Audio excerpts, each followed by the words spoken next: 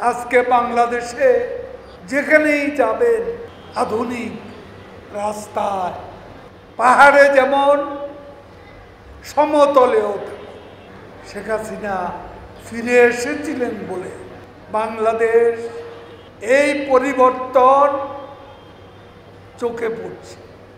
এ সত্যকে যারা অস্বীকার করে তারা দিনের আলোতে রাতের অন্ধকার।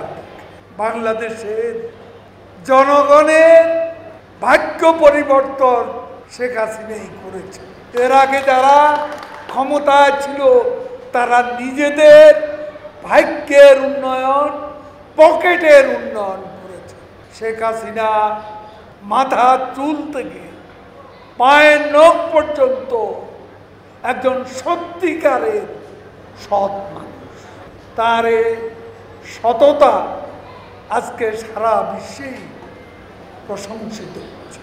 যুক্তরাষ্ট্রে কথা বলেছেন অবস্থা, সেই অবস্থান ব্যাখ্যা করেছেন যুক্তরাষ্ট্রের একজন সহকারী মন্ত্রী ডোনাল্ড লু। এখানে তিনি যে কথা বলেছেন, এরপরে ফখরুল সাহেবের বক্তব্য, এ বক্তব্যের কোনো মূল্য নেই।